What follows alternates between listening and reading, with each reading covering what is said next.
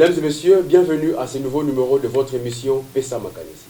Pesa Makanisi, c'est l'émission Oyo Tobengi Nabana Mboka Nyonso Bako Pesa Makanisi pour l'avancement ya Mboka.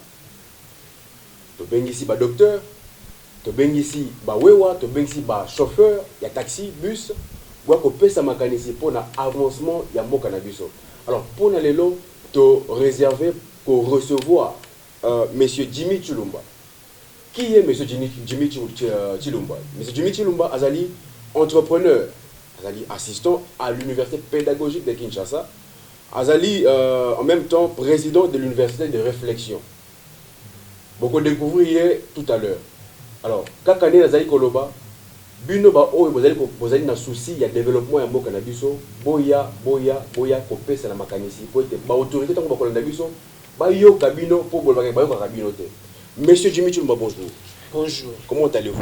Ça va. C'est votre première fois de passer à cette émission Pesa Makanisi. Quelles sont vos impressions? Non, nous souhaitons plein succès dans l'émission. Je crois que Zambala Liboso, mais aux Alambala Soukate. Ok, merci. Notre thème d'aujourd'hui, c'est l'éducation financière. Je vous ai dit qu'il est entrepreneur. Ako Pesa Makanisi na Oitali entrepreneuriat, ako Pesa Makanisi na Oitali éducation financière. Déjà pour commencer, j'ai bisa biso éducation financière et là qui nini?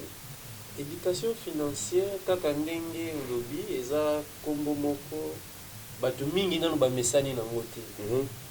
Éducation financière ezali approche ya sika na kati ya entrepreneuriat pour na kopesa moi définition nango na moi lombango mingi. Na deux mots.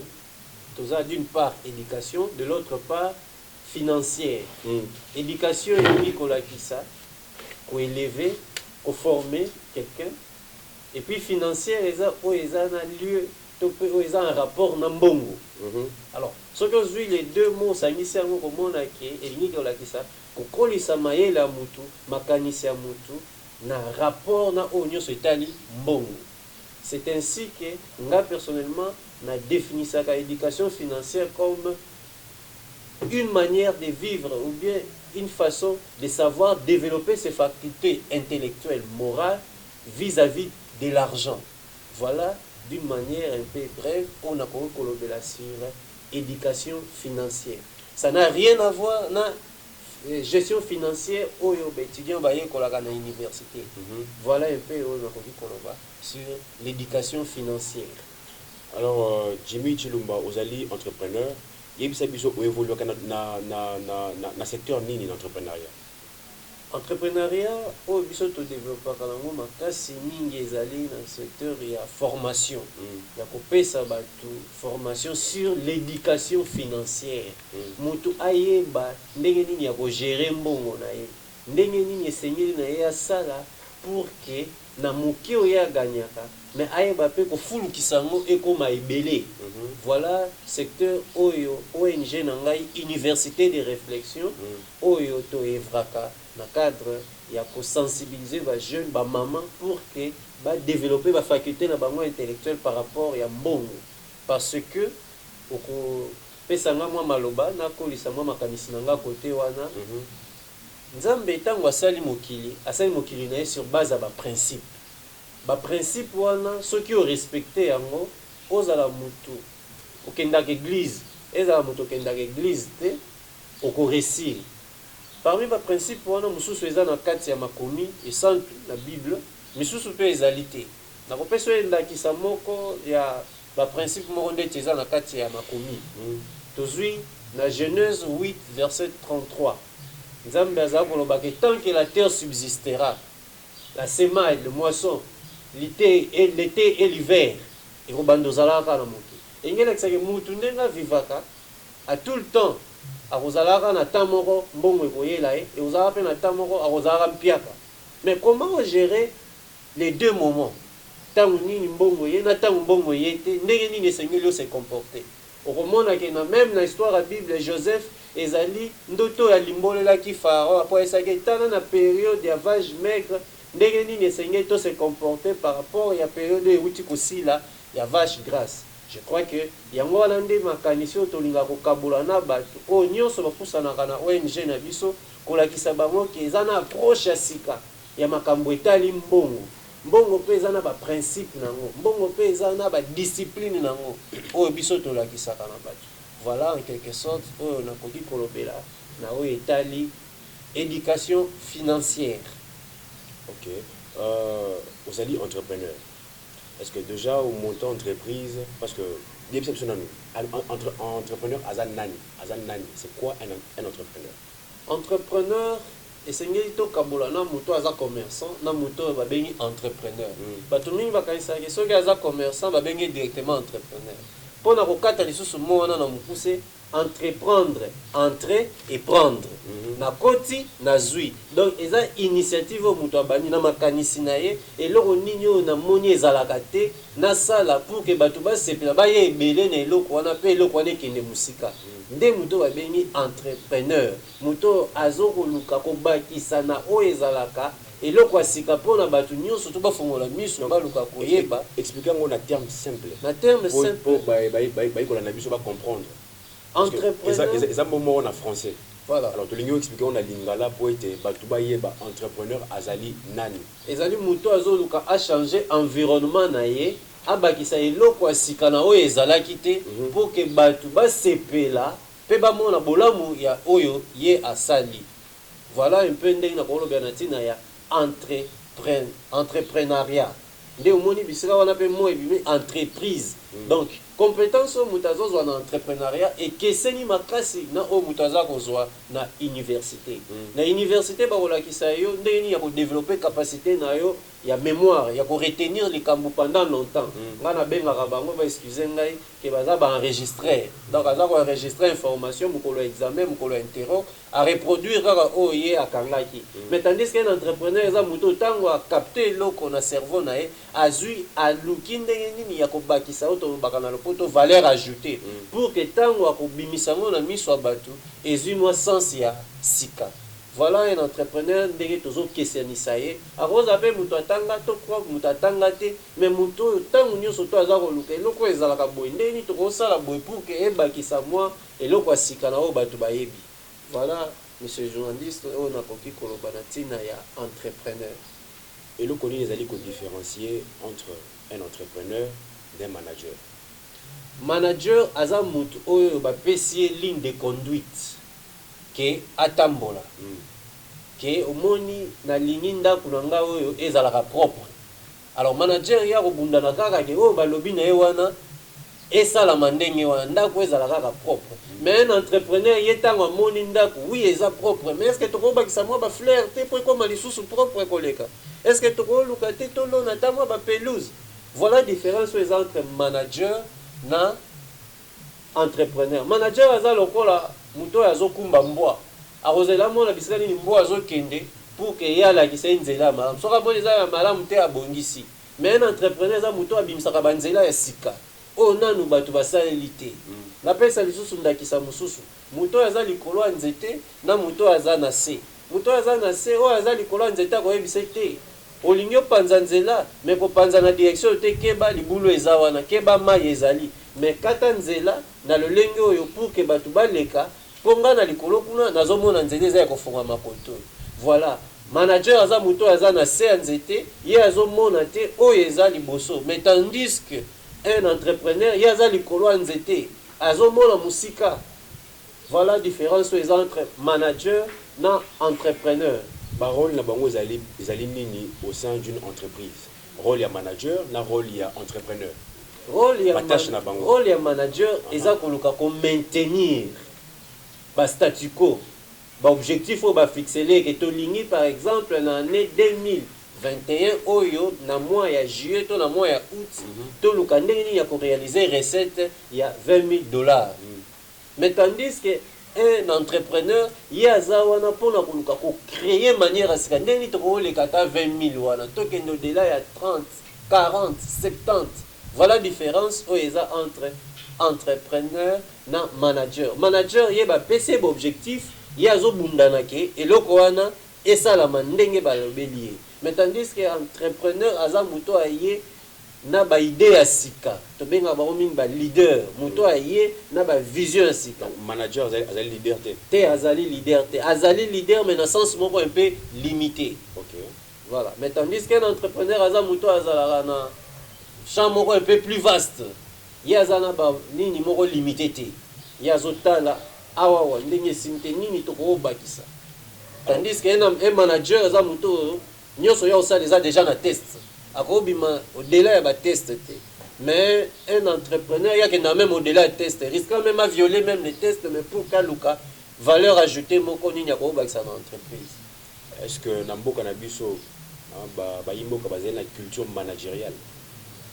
Bon, namboka na biso, voilà pourquoi ONG nazo diriger na bandeko to bengaki yango université de réflexion ngela kisa bisika o batu basangani pona kokabola mayele ndenge nini ya kolonga na kati ya pauvreté na kati ya pasi.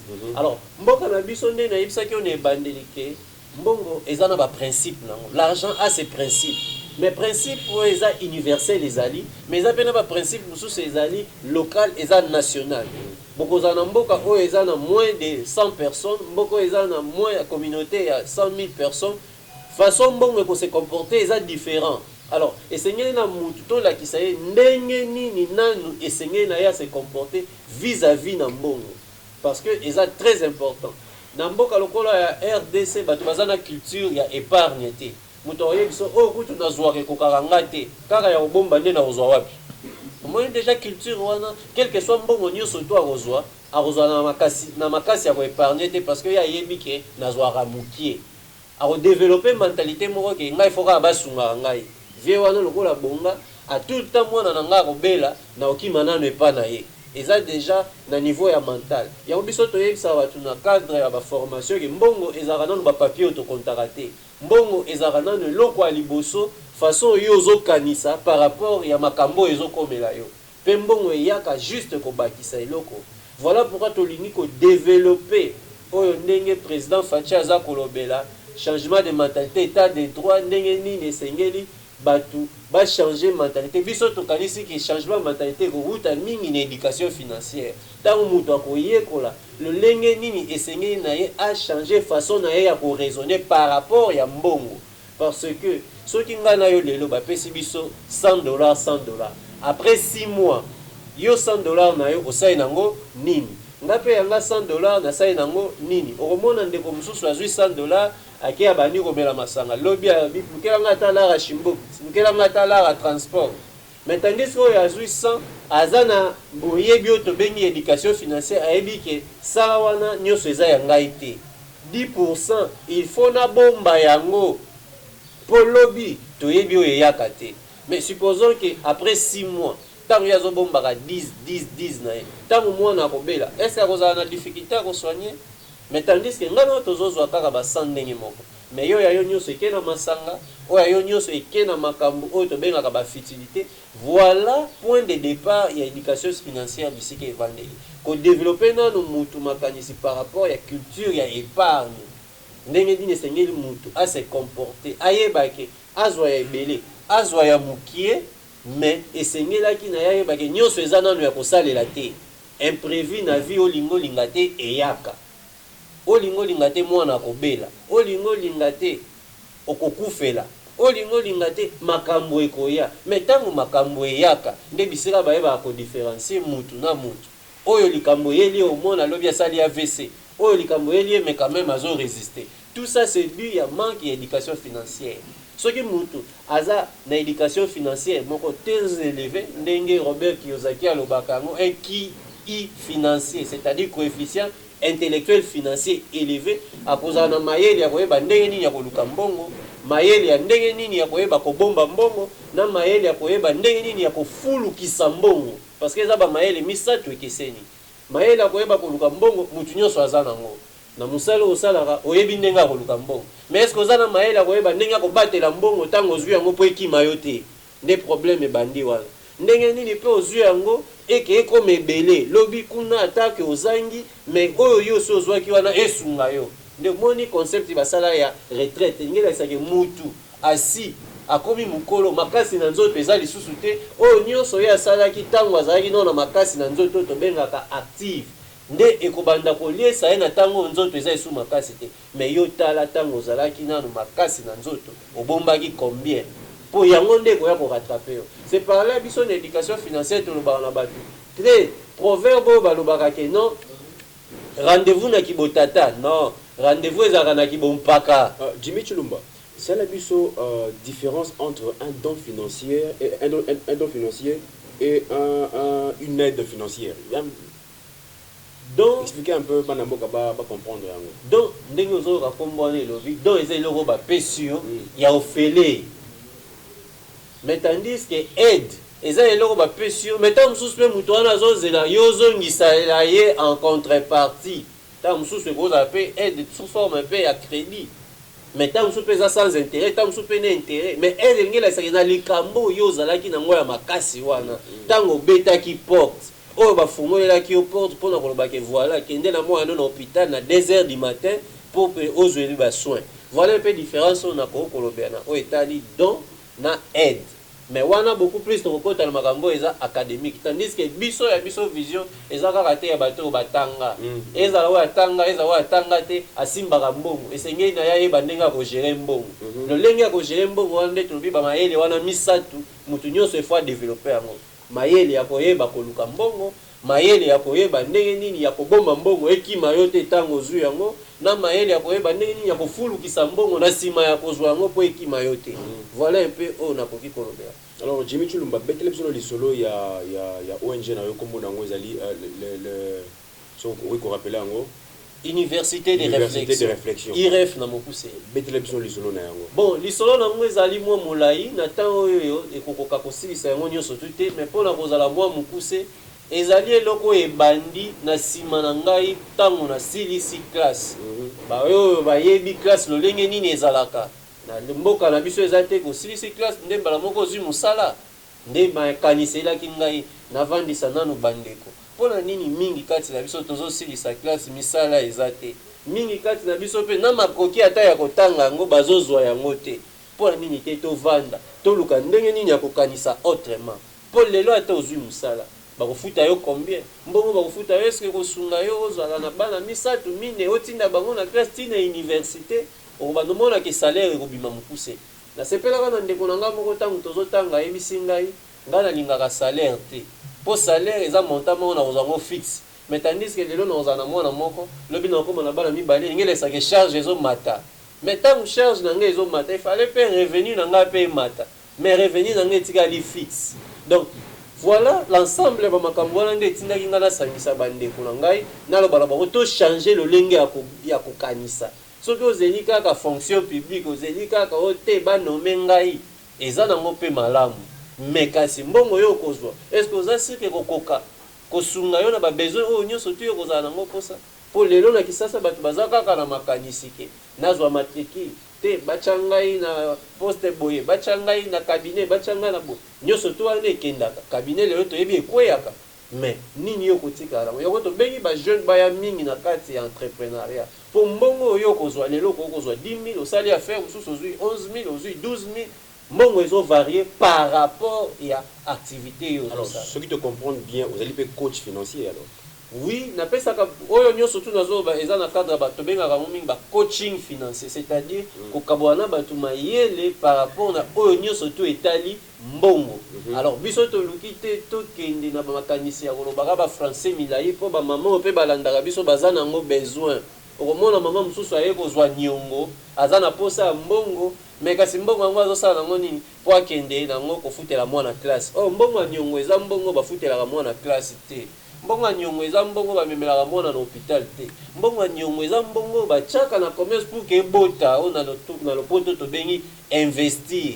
Alors ntango tozolakisa motu lolenge nini asengeli se comporter vis-à-vis na oyo tobengi mbongo to mpe crédit nde ezopesa mayele lolenge nini esengeli na ye atambola na makambo etali mbongo. Expliquez-les biso un peu ba concept oyo coach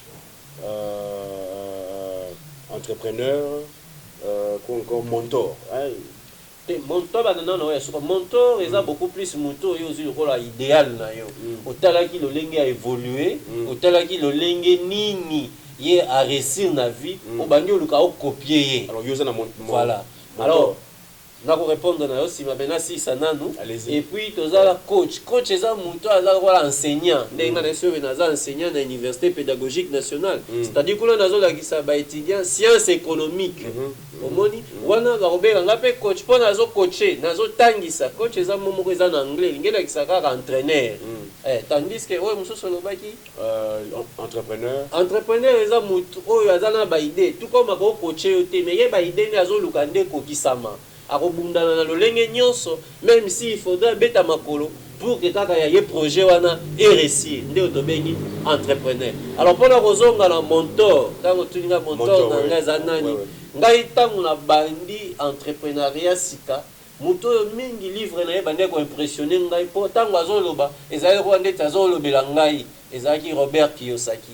Et puis nazana ba livre ne mingi yango nde fongola nga mwa mémoire o pe na kosenga na bandeko soki ba lingi ba kota malamu na monde entrepreneuriat ba banana ko tanga ba livre ne on a te que père riche père pauvre tozala livre sous avant de quitter votre emploi tozala livre sous l'avantage que les hommes riches par rapport aux hommes pauvres nyoso tu wana eza ba livre tango tangi yango au monde que Robert Kiyosaki azolobelo komoko que l'ère topé époque otoza est sous époque industrielle te comme une époque où il y a vitesse il y a information et communication pour nous gagner mbongo esengeli kaka te olata okende ville okoko vanda pe na ndaku na yo na sima internet o gagner mbongo esengeli mutu pa ye ba règle on ya romoni ne bande na esaki yo ba principe eza lié na mbongo eza na ba principe évoluer par rapport à circonstances ndenge mokili ezotambola pe eza na ba principe échange kate etikala universel ndenge nzambe asalela yango.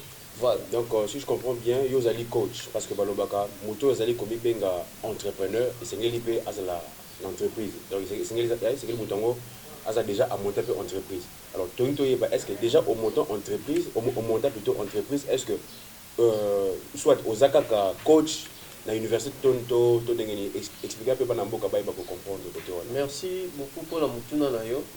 Entrepreneuriat au biso to lakisa batu eza ko la ndeti na université te o eza na théorie te ya biso eza ka pratique okoki kolobela okoki komibenga entrepreneur te soki nano créer entreprise te wana penze sengeli bana mboka bakanga ngo malamu okoki komibenga entrepreneur te soki yo moko nano za na entreprise oyo géraka te nde mutuna eza nesika wana bien sûr soki nazalaki na entreprise te tango mosusu pe émission yo ngana yo tolingaki to lobela yango te mais kasi façon entreprise danga etambolaka na façon ekendaka je crois que tokoluka ko réserver émission mobimba mpona yango lolenge nini totambolaka na kati ya entreprise na biso. Merci.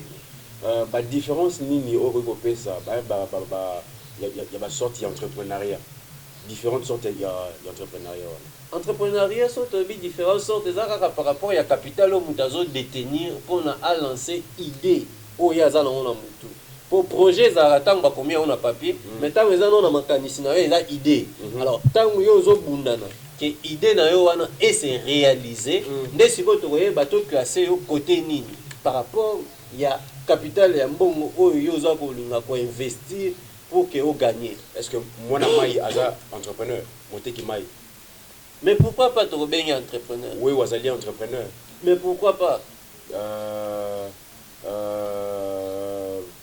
banani ba taximen baza ba entrepreneur. Je comprends bisika yo zali mais ndenge na bandela ki on bandela ça que seigneur ko kabela muto aza commerçant na muto aza entrepreneur tant nazo ba entrepreneur ko suka te ka na ke osali achat na vente mais ko luka ba ikolanda biso parce que exemple exemple par exemple on bina ngai mwana ya moto soki azali entrepreneur mais entrepreneuriat soki kaka te ke na memaka batu na moto oluki mais ndenge nini na moto oyo na kosala ke na komisa ngo entreprise a munene eke nga pe na engager batu eke musalo ekende musika okomona ke mwana moto azali na moto mwa komi na mibale misatu lobi azwi lupango mobimba che ba moto ache batu voilà entrepreneuriat sens oyo ekendaka nango. Est-ce que l'État a soutenu Rabino? Bon pour soutenir wana eza déjà biloko biso tozo telemela na entrepreneuriat parce que eza parmi biloko ezo freiner batu ba évoluer te tango kangi maboko lobi te na sali projet na mais nazangi financement yo zo luka na financer yo moko banda komi financer na yebisa bato na cadre ya coaching financier que lisungi to pe financement o ba opesa yo eza ko alitabisi mutu moko ta kendaka na wenze aloba lelo na osomba te bokabelaka na bopesa na ba matabisi lobi nde na yo osomba. Donc oyo bazo pesa yo lokola aide lokola financement eza litabisi na oyo yo moko esengeli o misalela. Alors muto ya bandi en tant qu'entrepreneur azozela ke ba pesa ye financement tikanga na yebisa yo ke azane entrepreneur ti na tuni moto nana parce que président de la République Félix Tshisekedi les bandeli ya mandat na ye en tout cas appuyé qui jeunesse ko kende mingi na entrepreneuriat pe a promoter ki bango soutien. Mais est-ce que bon moni soutien na ye to bozomona izaka bongo bien que vous allez contre soutien wana te kozala contre soutien pourquoi soutien ndenge na lobi keza kwa osombi eloko bapesi yo matabisi oloba te ngala boyi nanga matabisi non mais yo moko kote na yo ozosala nini problème ezalaka na niveau wana na entrepreneuriat entrepreneur aza moto te akangaka maboko azolela bosunga ngai non. Alors voilà pourquoi nazobeta sete makasi mpona koloba ete aide ya président de la république ngai namonaka yango mingi mpona kofungola oyo biso tolobaka kocrée bamarché. Par exemple, nga naza déjà na projet na ngai, naza na mbongo na ngai, nabi te faire passer ba loi oyo pour que et permettre ngai nazwa moyen nini ya ko agrandir marché na ngai. Voilà un peu ndenge nga nazo concevoir aide wana te na terme que au financement moko eza quelque part. Non. Voilà pourquoi na bengi na batu ba ya pour que ba changer, ba za la éduquer financièrement. Alors to komi déjà ko chuter na tikeli yo maloba. Vous allez coach, vous allez entrepreneur, vous allez mentor, puis vous en 4K. S'adresser dans le côté la biso, un peu éclairer mémoire na bango. Vous avez la parole. Merci beaucoup. Comme ça déjà mot de la fin, je suppose. Nako s'adresser mingi na ba jeune diplômé. Pourquoi na vie jeune diplômé et un diplôme académique, diplôme scolaire? Parce que ils attendent au mutu à découvrir kasiko réalité à vie. Parce que babanda ko pesa mbongo transport au kende na sima mbongo wana ozokata mwandambo papa silabi c'est papa boy mais na mentalité biso tozala ngo lelo ba parents na biso ba yebi ke so déjà classe sili ayebi pe ke mbongo ko pesa yo eza lisusu te. Alors c'est par là nde mutu siko ko yeba ndenge ni sengeli na ngana koma na niveau ko créer ngamo mbongo. Alors bato wana nde oyo penza biso toluka ko encadrer biso toluka ko lakisa bango ke la formation yo ozui mais réalité sur terrain et ko rattraper yo pour que rattraper yo te tala lo lenge ni nesengeli o se comporter. Alors j'ai fait appel à mes amis qui ont déjà fini les études et qui veulent entreprendre et qui veulent réussir dans la vie de venir dans notre ONG Université des réflexions UREF pour venir développer leur intelligence financière. Merci. Je crois, et Seigneur Nangaïpe n'a pas ça. En tout cas, ba remerciement Nangaï pas ya bandeko ba soutenir kanga na ONG. O tozana bango elongo na kotanga entre autres Jean Bedel Kachunga na kotanga lokola maître Isma Sama bazali mo ebele mais natangi mi bale wana. Mais pour la bandeko balingi bayeba esika nini ya kokuta biso tozali beaucoup plus que vrai na commune ya Lemba et puis précisément na Lemba terminus avenue Ngina numéro 113 et lelo lokola tozana monde moko numérique okozwa pe ba coaching ata na nzela ya téléphone ata na nzela ya ba réseaux sociaux na numéro na biso le 081 764 28 78 ou bien les 085 55 82 725. Voilà au moins on a. Merci monsieur Jimmy Chilumba en tout cas Zali mbala liboso pe mbala sukate oleka na émission Pesa Makanisi. En tout cas marambo lobby et éclairer biso et éclairer pe bazali kolanda biso mboka et se développera kaka na misala o l'état créateur mais mboka et se développera pe ceux qui sont entrepreneurs bazali ebele. Par là na linga kina bakiselo ko moko ndeko na ngai ici. Bande commune bazo ça l'erreur. Tout ça la kaka calculo un peu de mathématiques. L'état a capable de créer combien d'emplois. Les lots tali nombre ya ba matriculo l'état so pesa eza dans les 2 millions et quelques. Et ngela ça que l'état a capable ya ko pesa plus ou moins 2 millions de personnes tandis que la population congolaise les lots a plus de 80 millions. So to longoli population active na bana na ba o musuto che pembeni au moins que tu supposé attaquer tu as 40 millions mais 2 millions tu combien na 40 millions c'est pour dire que ceux qui ont zéli l'état pose wa musala ozo mise la nevi na ezo zo retard voilà alors mentalité wana ko lobaki to zela nde l'état to zela nzambe eza mentalité entrepreneur azala la entrepreneur aza muto ya kota kané na lobi il entre et il prend azo se servir qui a zela ba servir merci. Merci beaucoup. En tout cas, il y a une mémoire.